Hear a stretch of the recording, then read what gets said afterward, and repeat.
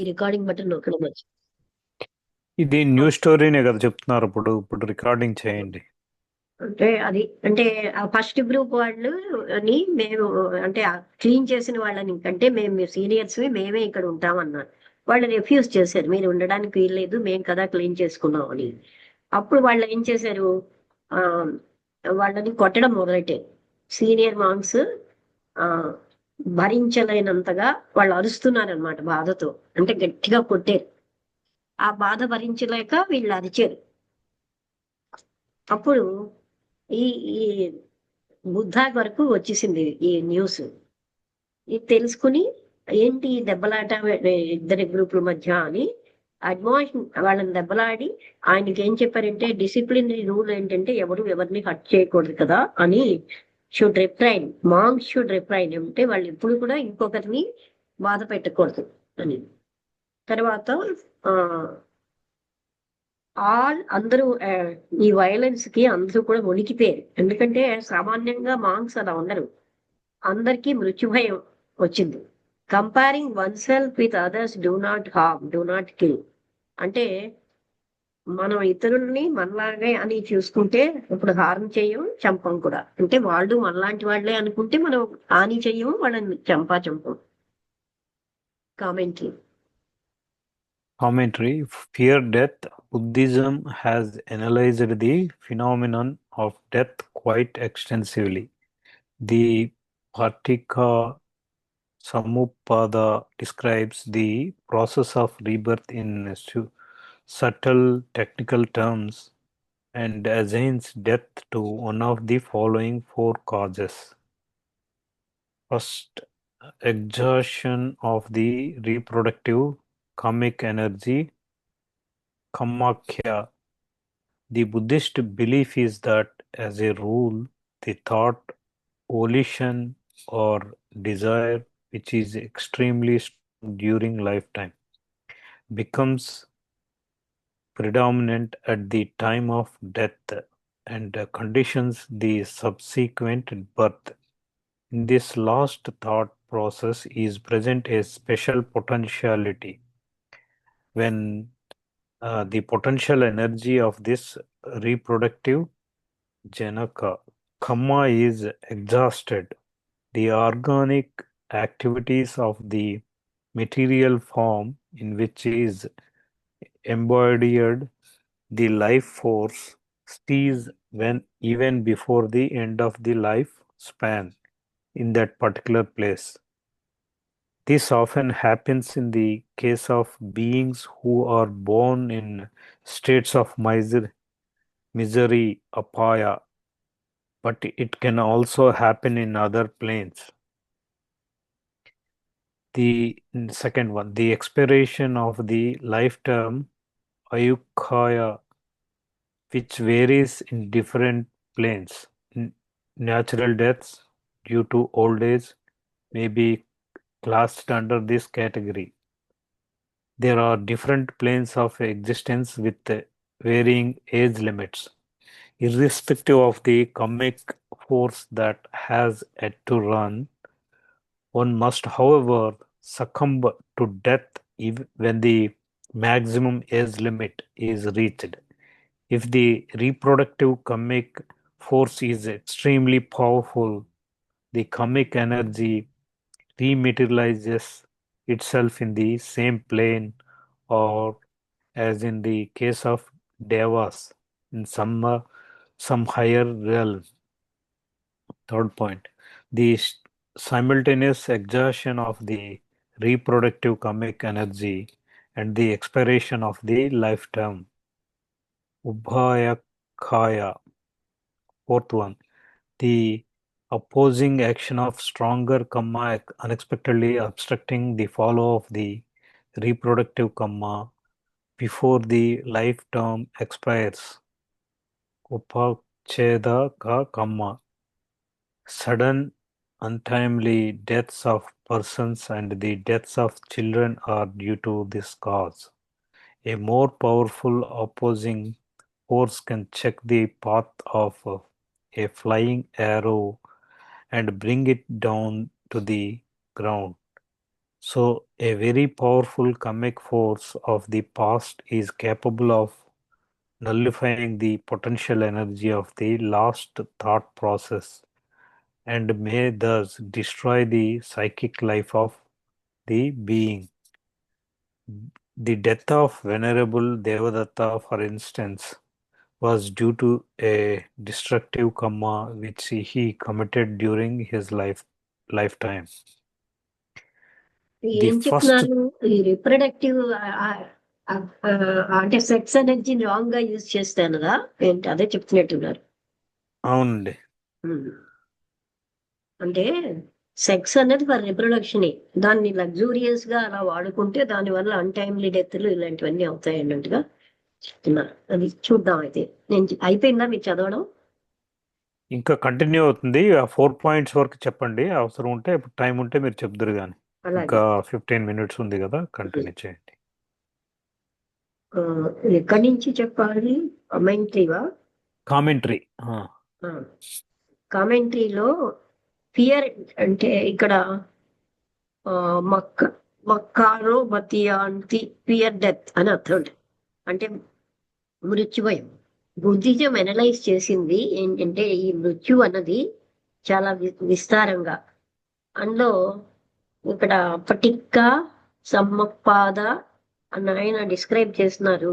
అంటే పునర్జన్మ సూక్ష్మతరమైనటువంటి technical terms లో మృత్యుని to one of the following 4 causes, 4 కారణాల వల్ల అన్టైమ్ అంటే టైం కాని డెత్ రావచ్చు అంటూ. ఏమిటంటే exhaustion of the reproductive karmic energy, అంటే మనకి ఈ సెక్స్ ఎనర్జీని కానీ మన the Buddha belief is that as a rule the thought volition or desire which is extremely strong during the lifetime becomes predominant in the time of death. అంటే ఇది చాలా ఎక్కువగా ఉన్నప్పుడు మృత్యు సమయంలో అది పెరిగిపోతుంది. అండ్ కండిషన్స్ సబ్సీక్వెంట్ బర్త్, అందుకని మళ్ళీ నెక్స్ట్ బర్త్ వచ్చేటట్టు చేస్తుంది. అంటే ఇక్కడ ఏంటంటే బుద్ధ ఏం చెప్తున్నాడంటే ఒక రూల్ గా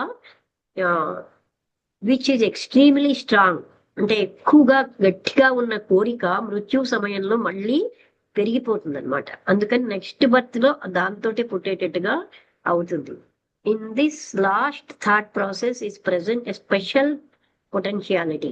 అంటే లాస్ట్ మనం ఆలోచించేదే మనకి ఎంతో బలంగా, ఎన్నో కథలు కూడా ఉన్నాయి కదా. లాస్ట్ ఏమోని ఎంతో గొప్ప పండితుడే ఆయన, అయ్యయ్యో ఆ ఏంటది ఆ గుడ్డ పీలిక ఆ చిన్న ఆవు పిల్ల తినేస్తోందని చెప్తే అతనికి ఏమోని రజకుడు అంటే ఏంటి వాషర్ మ్యాన్ గా జన్మించాడు, కానీ గొప్ప పండితుడే. అలాగా లాస్ట్ లో ఉన్న థాట్ కి చాలా ప్రాముఖ్యం ఉంటుంది. When the potential energy of this reproductive karma is exhausted, అంటే ఈ సెక్స్ ఎనర్జీ అన్నది ఎప్పుడైతే పూర్తిగా అయిపోయిందో organic activities material form in which is embodied the life force cease, అప్పుడు ఏంటవుతుంది వాళ్ళ శక్తి పూర్తిగాను తగ్గిపోతాయి. అంటే జీవశక్తి వాళ్ళకి వాళ్ళ జీవించాల్సిన టైం కంటే ముందే particular life span in that particular place వాళ్ళ అది చనిపోతారు. దిస్ హ్యాపెన్ అంటే ఇక్కడ ఏమంటున్నారంటే ఎక్కువగా ఆ శక్తిని ఉపయోగించడం వల్ల ఇలా జరుగుతుంది. This often happens in the case of beings who are born in states of misery, అంటే ఎక్కువగా దుఃఖంలో జీవించిన వాళ్ళ విషయంలో మనం చూస్తూ ఉంటాం. But it can also happen in other planes. ఒక్క ఈ ప్లేన్ లోనే కాదు, ఇంకా ఇది భౌతిక లెవెల్ ప్లేన్ కదా, ఇతర ప్లేన్ లో కూడా మనకి జరుగుతుంది అని చెప్తున్నారు.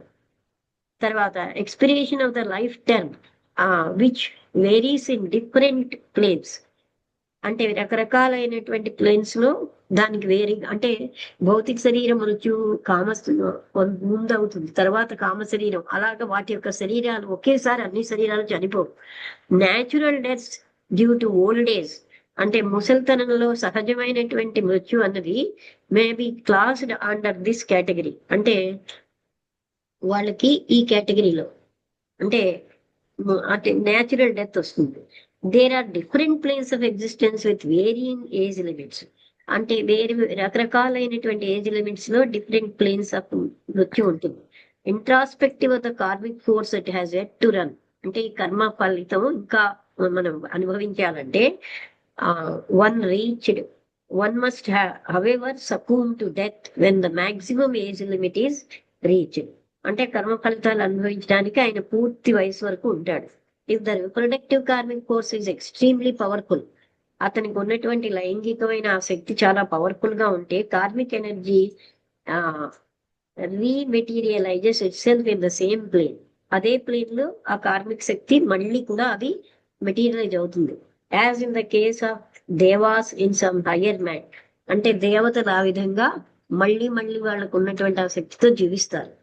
అంటే అంటే వీళ్ళు కూడా చనిపోవాల్సిన టైంలో కూడా వాళ్ళు పైకి అంటే ఇంకా వాళ్ళు ప్రొలాంగ్ అవుతారు.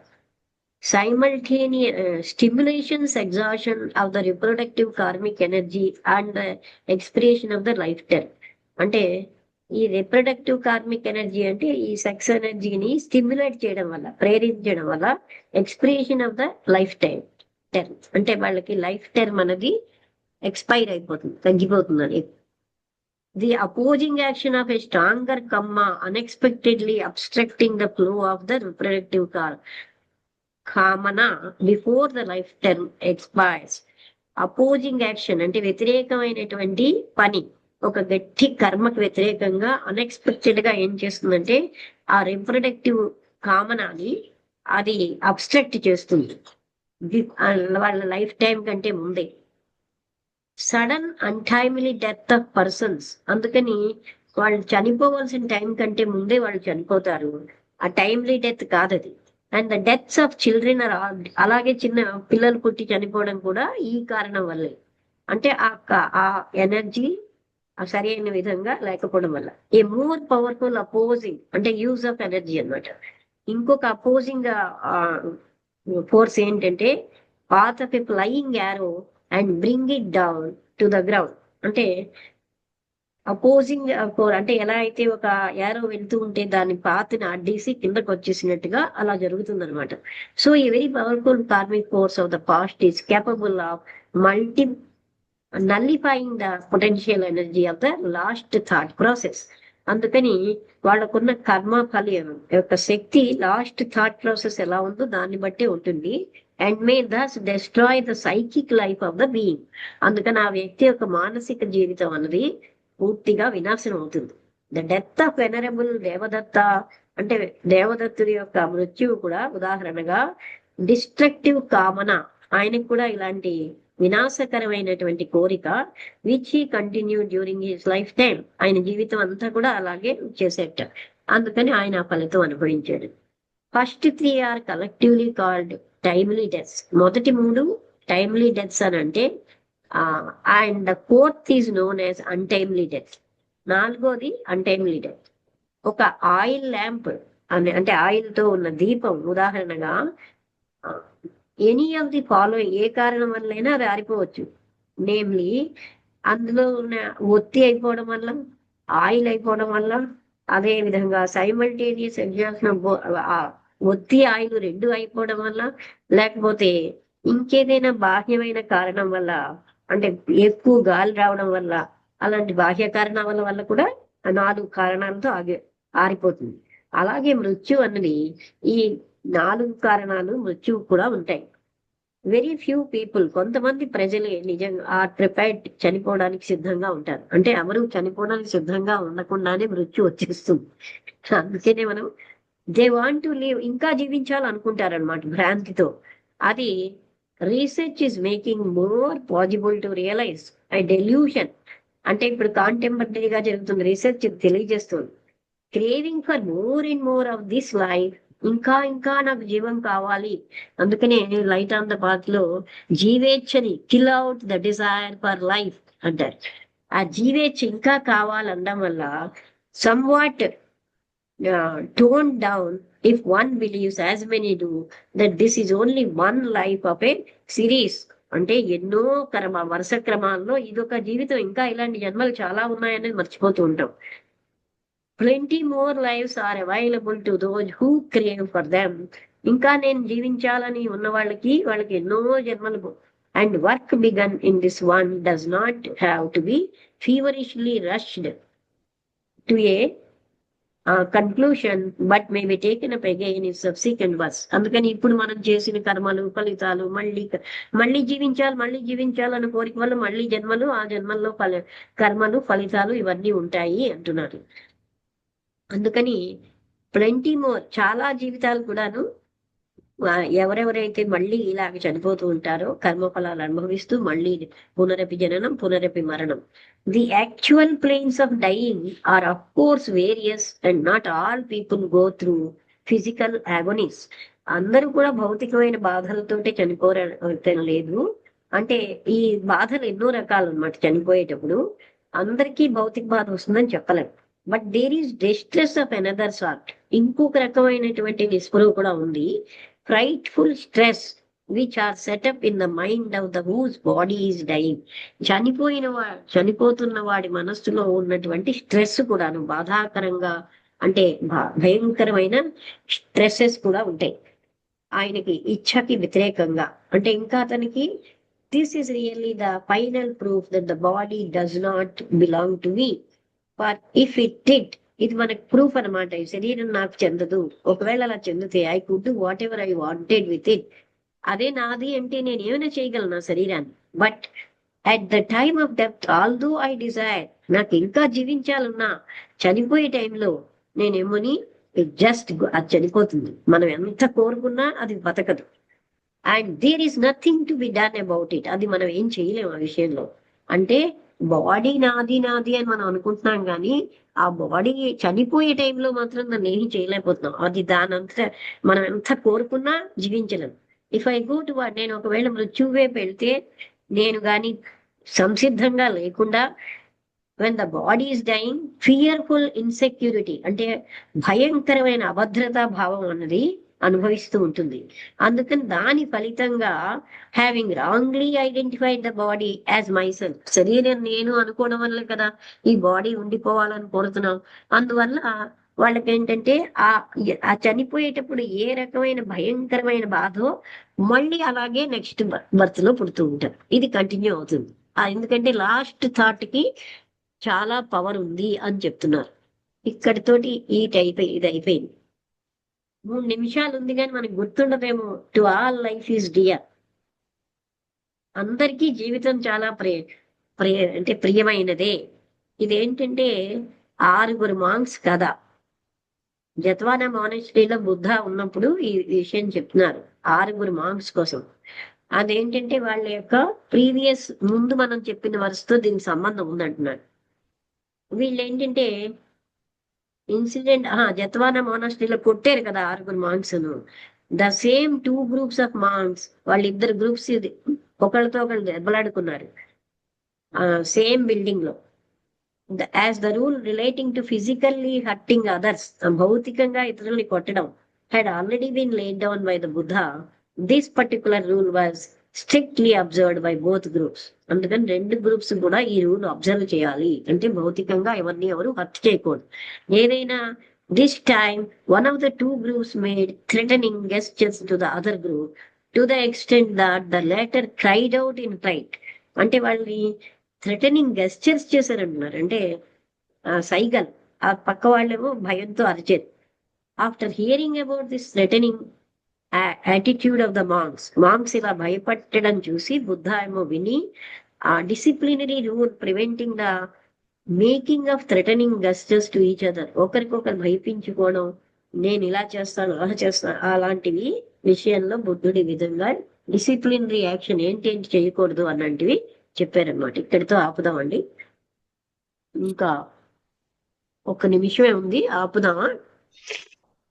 ఓకేనండి. నమస్తే.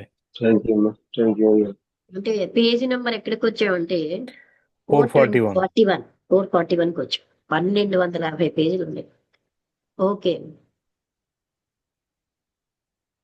అందరికీ నమస్కారం. క్లోజ్ చేస్తున్నాను.